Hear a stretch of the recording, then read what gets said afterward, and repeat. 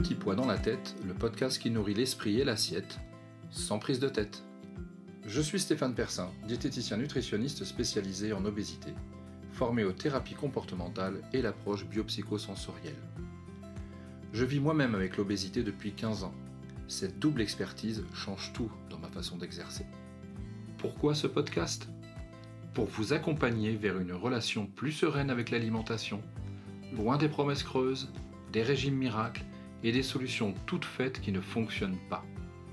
Ici, on parle vrai, on parle humain et surtout, on parle de votre réalité. Dans l'épisode précédent, on a vu comment votre corps sabote littéralement vos efforts de perte de poids. Set point qui monte après chaque régime, métabolisme qui ralentit quand on mange moins, mode survie qui s'active. En gros, votre corps fait tout pour vous empêcher de maigrir. Et c'est normal. C'est sa stratégie de survie. Mais aujourd'hui, on va encore plus loin. Parce que pendant que votre corps lutte contre vous physiologiquement, votre mental, lui, développe une véritable obsession avec la nourriture. Et c'est là que ça devient vraiment destructeur. Dans mon cabinet, je vois souvent arriver des personnes désespérées. Elles me disent « Stéphane, ça fait 20 ans, 30 ans que j'essaie de contrôler mon alimentation. J'ai tout essayé. Je ne suis bonne à rien. » Ces mots, je les ai prononcés moi-même. Cette culpabilité, cette sensation d'échec permanent, je l'ai vécu dans ma chair. Ce sentiment d'échec n'est pas justifié. Parce que ce n'est pas de votre faute si ça ne marche pas. La restriction alimentaire n'est tout simplement pas tenable, psychologiquement non plus. J'ai une patiente qui me disait récemment « Stéphane, mes repas sont devenus des mauvais moments à passer. Je ne prends plus de plaisir à manger, c'est juste une corvée en fait. » Imaginez vivre ça au quotidien. L'alimentation, qui devrait être source de plaisir, devient source d'anxiété et de culpabilité. Et puis, il y a les aliments interdits. Vous savez, ces aliments qu'on se dit qu'on ne doit plus jamais toucher. Eh bien, en fait, ils deviennent obsédants. Plus on se les interdit, et plus on y pense. C'est un mécanisme psychologique bien documenté. La restriction cognitive crée une relation obsessionnelle à la nourriture. Question pratique pour vous.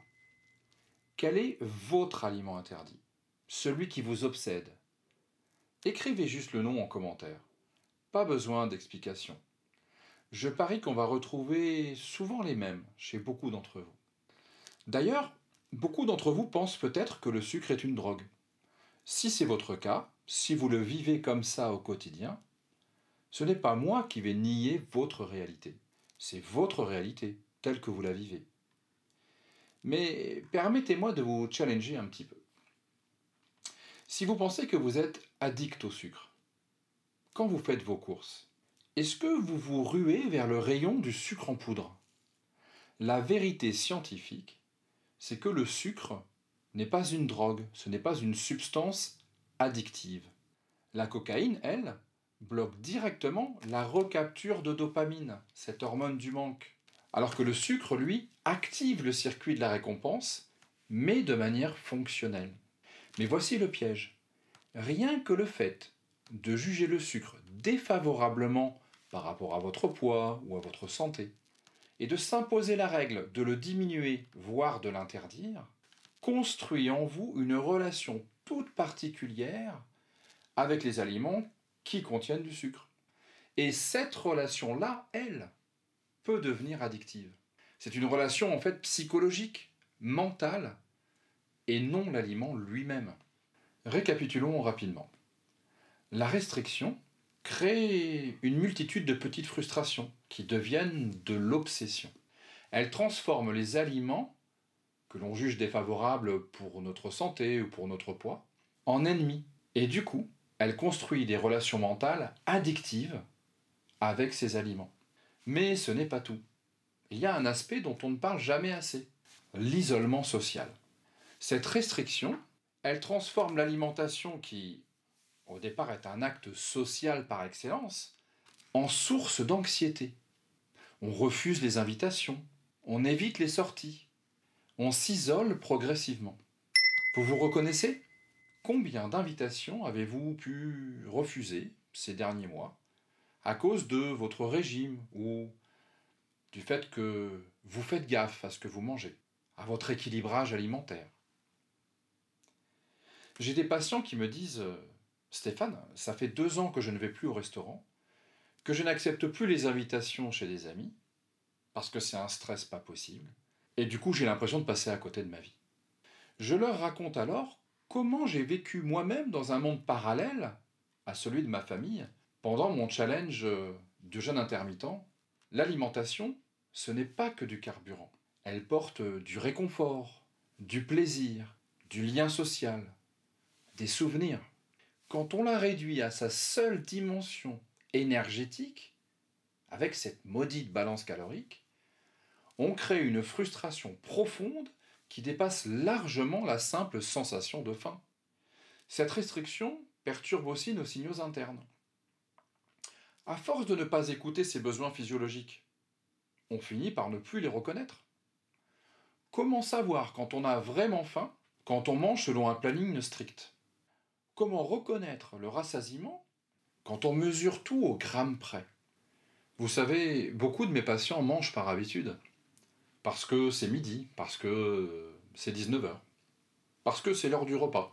Mais sans jamais vraiment se poser la question, est-ce que j'ai faim vraiment là maintenant ou pas? Et puis il y a ceux qui sentent clairement leur faim, vers 16 heures, 17 heures. Mais comme ils sont stressés par leur poids, ils se disent non. Le problème, c'est que ce petit calcul finit par se retourner contre eux. Parce qu'en arrivant au dîner, ils ont tellement faim qu'ils mangent très vite, beaucoup, et finalement bien plus que s'ils avaient simplement écouté leur faim 2 heures plus tôt. Ils seraient arrivés au dîner avec une faim, somme toute raisonnable, présente, mais qui leur aurait permis de manger moins, plus sereinement, et surtout avec bien plus de plaisir. En résumé, écouter sa faim quand elle se présente, plutôt que de lutter contre elle, c'est souvent la clé pour retrouver un rapport plus apaisé avec son alimentation. Et du coup, à force de restriction, le cycle devient infernal. Restriction, puis obsession, qui devient compulsion, tôt ou tard. L'idée n'est pas de savoir si elle va arriver, mais quand cette compulsion va arriver. Et puis, culpabilité. Et du coup, restriction encore plus sévère derrière. Et on se retrouve piégé dans une spirale dont il devient de plus en plus difficile de sortir. Alors vous vous dites peut-être, moi je n'ai pas de compulsion. Mais attention, une compulsion alimentaire, ce n'est pas forcément le cliché, d'ailleurs souvent assez grossophobe, de la personne qui dévore quelque chose de gras et sucré, vautré dans son canapé, devant sa télé. Cela peut être simplement, ah j'ai ouvert le paquet de chips et j'en ai mangé plus que ce que j'avais prévu. Ou je voulais manger un biscuit ou deux, et puis j'en ai mangé 3 ou 4. Une compulsion, c'est une envie de manger sans fin, souvent irrépressible, accompagnée d'une impression de perte de contrôle, de sentiment de culpabilité, et qui ne procure pas le réconfort attendu. Question honnête. Ça vous est déjà arrivé de manger un aliment plus que prévu, en culpabilisant un petit peu? La vérité, plus on s'interdit quelque chose, plus on y pense. Et plus on contrôle, par définition, plus on risque de perdre ce contrôle. Alors, si manger moins ne fonctionne pas, on a vu dans le premier épisode que physiologiquement, il y avait quand même de très gros freins que nous imposait notre métabolisme. Et on vient de voir à l'instant que psychologiquement, ça n'est pas tenable. Quelle est la solution? L'alimentation intuitive est une des approches possibles. Pour faire simple, c'est manger selon ses sensations alimentaires et non selon des règles extérieures. Mais attention, ce n'est pas un régime déguisé. Ce n'est pas manger intuitivement pour perdre du poids. Non, c'est manger intuitivement pour retrouver une relation apaisée avec la nourriture. Faire la paix avec son corps. L'alimentation intuitive, c'est apprendre à reconnaître les diverses sensations, puis les respecter. C'est donc faire la paix avec son corps, lui faire confiance, comme sachant mieux que n'importe quel influx menteur sur les réseaux sociaux, ce dont notre corps a véritablement besoin. Donc finalement, c'est vous faire confiance. C'est justement ce que j'ai dit à Stéphanie ce matin, alors qu'elle m'évoquait toutes les injonctions contradictoires qu'elle recevait des réseaux sociaux. Ah, faut faire 8 heures de sommeil par jour. Ah, mais il faut pas manger de féculents le soir. Si vous voulez perdre du poids, il faut absolument faire au moins 1 heure de cardio par jour. Faites-vous confiance. Qu'est-ce qui fonctionne pour vous? Ce n'est pas parce que quelqu'un a besoin de 8 heures de sommeil par jour que c'est le cas pour vous. Vous n'avez pas le même âge, vous n'avez pas le même vécu, vous n'avez pas forcément les mêmes pathologies. Et vous savez quoi? Vous n'avez pas la même qualité de sommeil. Donc, qui sont ces gens pour vous dire combien d'heures de sommeil vous devez avoir et en quoi cela va réellement impacter votre perte de poids? Faites-vous confiance. C'est vous l'expert de vous-même. Concrètement, l'alimentation intuitive, c'est aussi comprendre que manger ses émotions, ce n'est pas mauvais. C'est réguler ses émotions. C'est prendre soin de soi. Parfois, cela passe par j'ai envie d'aller prendre l'air. Parfois, cela passe par j'ai envie d'aller me défouler en faisant mon activité physique favorite. Parfois, pour les fumeurs, ou les ex-fumeurs me comprendront aussi, cela pouvait passer par je vais aller fumer une cigarette. Et parfois, souvent même, cela passe par la nourriture. L'envie de manger n'est pas uniquement régie que par la faim et le besoin énergétique. Elle peut aussi être nutritionnelle et bien sûr émotionnelle. Qui n'a jamais eu envie de se réfugier dans la nourriture suite à une émotion négative, tristesse, contrariété, colère, frustration? Si dans ces moments-là, votre corps et votre cerveau vous dirigent vers le placard plutôt que vers votre vélo elliptique, respectez cette envie. Sinon, elle vous reviendra comme un boomerang en pleine figure, avec encore bien plus de force et d'intensité que si vous l'aviez respectée dès le départ. Boire un verre d'eau n'a jamais trompé ni votre cerveau, ni votre estomac. C'est démontré scientifiquement. Alors attention, il ne s'agit pas de dire « allez-y, faites comme vous voulez, faites-vous plaisir, allez-y, c'est journée porte ouverte ». Il ne s'agit pas d'abandonner tout contrôle, mais uniquement le contrôle mental que l'on exerce sur notre alimentation. Et bien de remplacer ce contrôle mental par un autre contrôle, plus naturel, plus spontané, qui ne demande pas d'effort, et donc qui est durable. Pour le retrouver, cet autre contrôle, il faut un cadre bien précis qu'il faut poser à chacune de vos prises alimentaires. La première condition, c'est le plaisir. C'est de manger des aliments, de choisir ces aliments, parce qu'ils vous donnent envie, parce qu'ils vous font plaisir. Vous comprenez bien que si vous avez envie de manger des féculents, même le soir, ce n'est pas en mangeant des pissenlits ou de la salade verte que votre envie de manger va disparaître rapidement et donc que votre rassasiement va survenir le plus tôt possible. La deuxième condition, c'est de porter de l'attention. Porter de l'attention, certains disent manger en pleine conscience. C'est tout simplement kiffer votre repas. Tant qu'à avoir choisi un aliment qui vous fait plaisir, qui vous donne envie, eh bien prenez le temps de le déguster, de le savourer dans toutes ses dimensions. Je pense souvent à Cyril Lignac qui se demande s'il y a des croquants. Eh bien se poser la question, c'est faire appel à son sens du toucher dans la bouche. Quelle est la texture de ce que vous mangez? Quels sont les parfums? Mais sans aller jusque-là, simplement déguster, savourer, et du coup, vous verrez que vous mangerez aussi plus lentement. Et la troisième condition, c'est de manger en sécurité, sans stresser, sans culpabiliser, avec sérénité.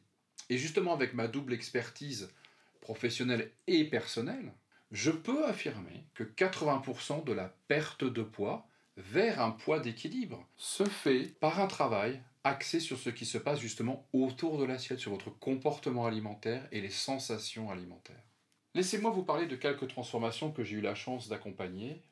Il y a par exemple ce monsieur qui entretenait une relation complètement addictive avec les chips. On a travaillé ensemble pour qu'il s'autorise à manger des chips, mais en restant en sécurité. À partir du moment où il s'est autorisé à manger des chips et à se dire qu'il pouvait manger une petite portion Et s'il avait envie d'y retourner dans une demi-heure, dans 2 heures ou le lendemain, qu'il avait le droit d'y aller, eh bien progressivement, ça lui a permis de désacraliser cet aliment et il n'a plus jamais eu de compulsion. Il y a aussi cette femme pour qui l'alimentation était devenue une telle charge mentale qu'elle ne considérait même plus ses repas que comme des mauvais moments à passer. Du coup, elle mangeait vite, elle expédiait vite ses repas. Aujourd'hui, elle a retrouvé le plaisir de manger. Et puis, il y a enfin cette autre patiente qui pensait avoir faim toute la journée. En réalité, elle n'avait pas faim toute la journée, mais elle avait envie de manger toute la journée. Dès qu'elle a su ce que c'était vraiment qu'une grande faim, quand elle a exploré ses sensations alimentaires, elle a alors compris que ce qu'elle croyait être une faim de 9 sur 10 auparavant, n'était en fait qu'une toute petite faim de rien du tout. Et donc, elle a cessé d'avoir peur de manquer et de se servir d'énormes rations. Et tous ces patients ont pu perdre du poids naturellement, mais surtout, ils ont restauré une relation apaisée avec la nourriture. Une fois que cette régulation du comportement alimentaire est réparée, restaurée, une fois qu'on a pu faire la paix avec son alimentation, ce que l'on s'aperçoit souvent, c'est que le contenu de l'assiette a drastiquement évolué naturellement, pour le mieux bien sûr. Et alors on peut effectivement se pencher sur le contenu de l'assiette pour faire de l'orfèvrerie. Mais vous comprenez bien que faire l'inverse, c'est marcher sur la tête. Si par exemple, je vous dis, ça serait bien de manger des amandes parce qu'il y a des oméga 3, de vous limiter à une charcuterie par semaine, pas plus, pas trop de friture, mettez plus de légumes dans l'assiette. À quoi cela servirait-il si en parallèle, vous êtes toujours victime et confronté de ce cycle infernal que j'évoquais tout à l'heure, qui consiste à être dans la restriction cognitive, suivie de décompensation et de compulsion alimentaire. Optimiser le contenu de l'assiette sans rentrer dans la restriction est possible, de manière fonctionnelle, mais seulement lorsque l'on a restauré cette relation à la nourriture et ce comportement alimentaire spontané. Beaucoup d'entre vous se demandent sûrement « Ok, mais concrètement, comment je fais pour reconnaître mes signaux ?» Eh bien, commencez petit. La faim est une sensation physique. Demandez-vous comment elle se manifeste chez vous. Comment savez-vous physiquement que vous avez faim ? La faim est comme le sommeil. Elle vient par vagues, puis disparaît, puis réapparaît plus tard, souvent de manière un peu plus intense. D'un autre côté, l'envie de manger, c'est un état mental. Un état mental ne se contrôle pas. Aucune volonté ne peut le commander. Qui peut dire qu'il peut décider d'avoir de l'appétit ? Ou au contraire, de ne plus en avoir ? Je vous propose un petit exercice pratique. Donc voici mon conseil de la semaine pour commencer à vous reconnecter finalement à vos signaux corporels, à vos sensations alimentaires. Eh bien, avant chaque repas, posez-vous cette question simple. Sur une échelle de 1 à 10, quel est mon niveau de faim physique en ce moment ? 0, je ne ressens absolument pas du tout la faim. Ou 10, j'ai une faim de loup. Et après chaque repas, posez-vous cette deuxième question. À quel point êtes-vous rassasié ?